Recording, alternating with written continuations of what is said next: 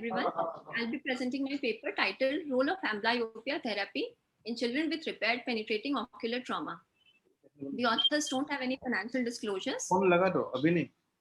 As per the Birmingham Eye Trauma Terminology System, eye injuries are broadly classified into open globe and closed globe injuries. The closed globe injuries are further divided into rupture and laceration, and penetrating injuries are included under laceration. As per the zones are considered, Zone 1 includes injury to the cornea up till the limbus.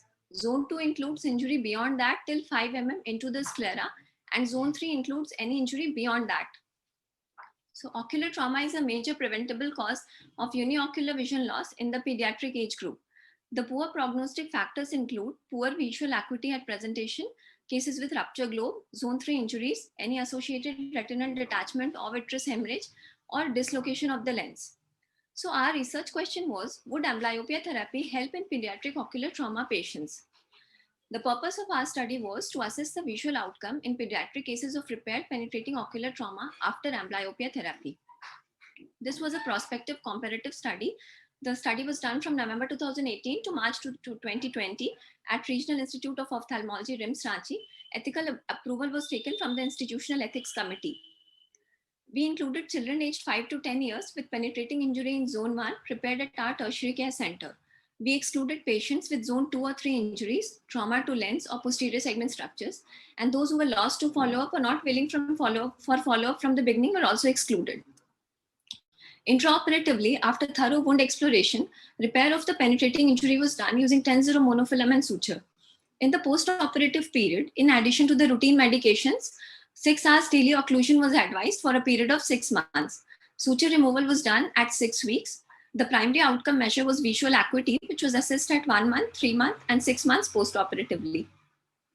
For statistical analysis, the data was entered in Microsoft Excel 2010. Continuous data was expressed in the forms of mean plus minus standard deviation, and paired t-test was done to compare visual acuity between different follow-ups and find significance. So coming to results, the total number of patients included in our study was 44. The mean age was 8.23 plus minus 1.49 years. In gender distribution, we saw a clear-cut male preponderance with a ratio of 4.5:1. The mean interval between injury and repair was 33.55 plus minus 12.91 hours. Presenting visual acuity was hand movement close to face in maximum number of cases, that is 19 patients, which accounted to 43.18%. Between finger counting 1 meter to finger counting 3 meter in 17 cases, between finger counting 4 meter to finger counting 6 meter in 7 cases, and 636 in 1 patient. Iris prolapse was seen in 31 patients. The post-operative mean visual acuity in log-MAR was 0.98 at 1 month follow-up, 0.84 at 3 months, and 0.63 at 6 months. When paired t-test was applied, there was a statistically significant difference between 1 month and 3 month visual acuity, and again between 3 month and 6 months visual acuity.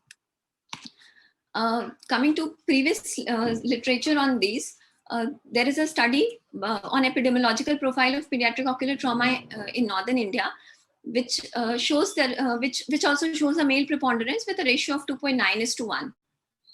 Then there is another study by Saxena et al. On the pattern of pediatric ocular trauma in India, and they found that children of 5 years and older had majority of injuries.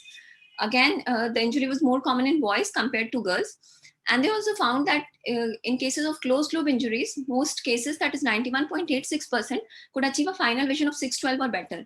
But in open globe injuries, only 17 eyes, that is 15.15%, could achieve this visual acuity.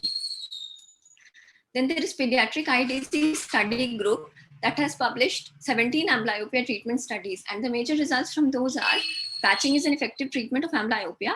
And the ideal number of hours does not make any significant difference whether the patching is done for 2 hours versus 6 hours or 6 hours versus full time. Then there is a similar study on amblyopia therapy in children with penetrating corneal injuries. And they also found that the therapy shows promising result for patients following penetrating intraocular injury, despite corneal scar in the visual axis in their study. So to conclude, amblyopia therapy improves visual outcome in children with repaired penetrating Zone 1 ocular trauma, and further studies with larger sample size and longer duration of follow-up may provide more insight. Thank you. Okay. What is your Mean age of your study, mean age.